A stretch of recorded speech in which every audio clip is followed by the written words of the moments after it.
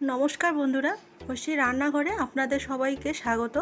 আজকে আমি আটা দিয়ে খুবই হেলদি এবং টেস্টি একটা রেসিপি আপনাদের সঙ্গে শেয়ার করব। রোজ রোজ রুটি পরোটা খেতে ভালো না লাগলে আপনারা আটা দিয়ে এই নাস্তাটি একবার বাড়িতে ট্রাই করে দেখতে পারেন। খেতে কিন্তু খুবই টেস্টি হয়। তো এই নাস্তাটি তৈরি করার জন্য প্রথমেই লাগবে আমার কলা।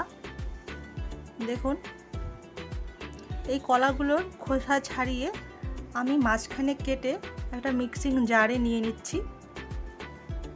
আমি সবগুলো কলা কেটে এইভাবে নিয়ে নিলাম। দেখুন বন্ধুরা, এই কলাগুলোকে আমি এখন একটা পেস্ট করে নেব। আমি এখানে কলার পেস্ট করে নিয়েছি। এখন এই কলার পেস্টগুলো আমি এখন একটা বাটিতে ঢেলে নিচ্ছি। এখন এর মধ্যে দিয়ে দিচ্ছি আমি 1 কাপ আটা।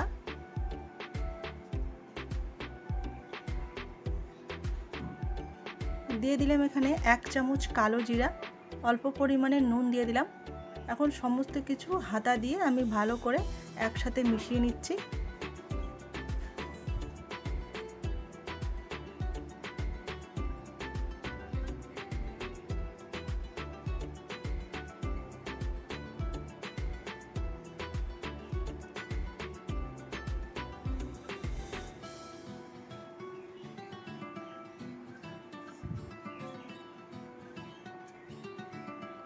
তো আমি এখানে সব কিছু একসাথে ভালো করে মিশিয়ে নিয়েছি।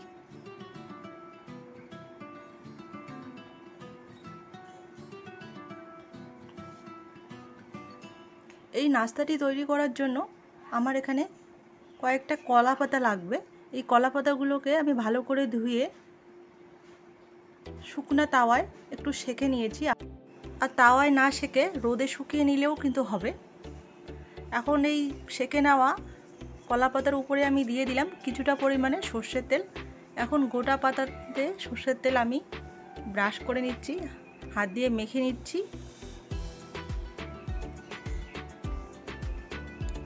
এখন এখানে আমি কিছুটা পরিমাণ ব্যাটার দিয়ে দিলাম।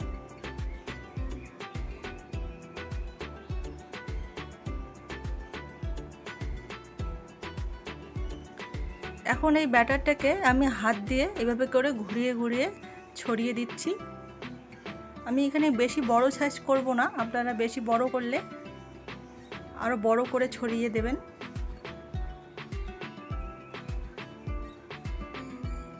দেখুন, আমি একটা রুটির সাইজে এইভাবে করে দিয়ে দিলাম।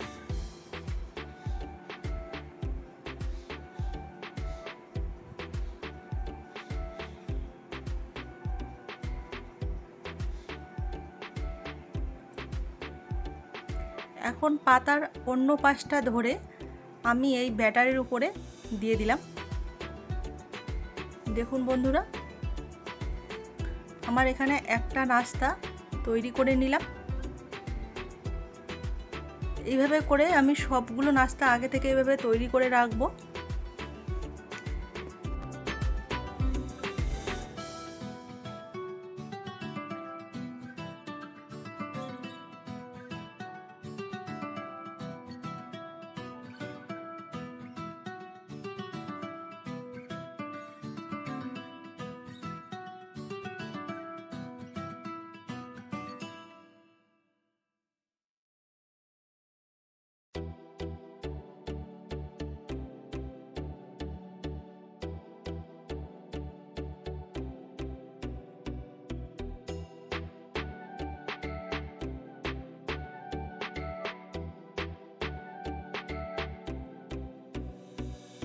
এভাবে করে আমি সব কলা পাতায় ব্যাটারগুলো এইভাবে করে ছড়িয়ে নিয়েছি। এখন একটা তাওয়া নিয়ে তাওয়াটা গরম করে নিয়েছি। এখন একটা কলা পাতা আমি এর মধ্যে দিয়ে দিলাম।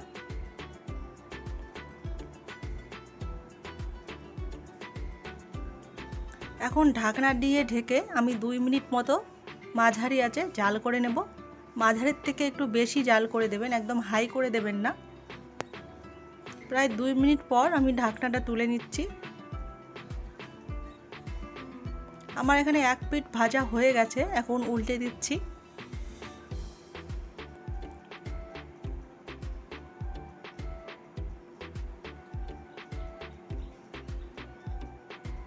দেখুন বন্ধুরা, আমি অপর পিঠটাও 2 মিনিট মতো সেঁকে নিলাম।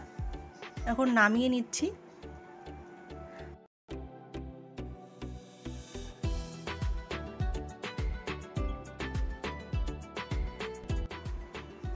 আর এইভাবে করে আমি সব নাস্তাগুলো সেঁকে নেব।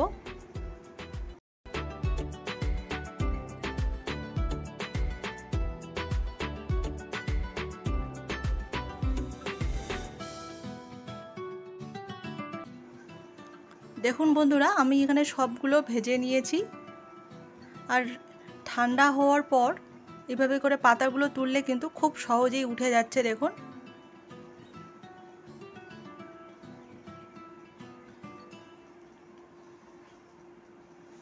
এইভাবে করে আমি সব নাস্তাগুলো কলাপাতা থেকে বের করে নেব।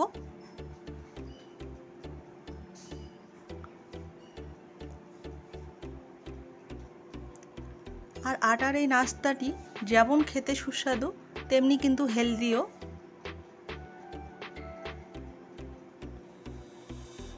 আপনারা বাড়িতে এই রেসিপিটি অবশ্যই একবার ট্রাই করে দেখবেন, খেতে কিন্তু খুবই টেস্টি হয়।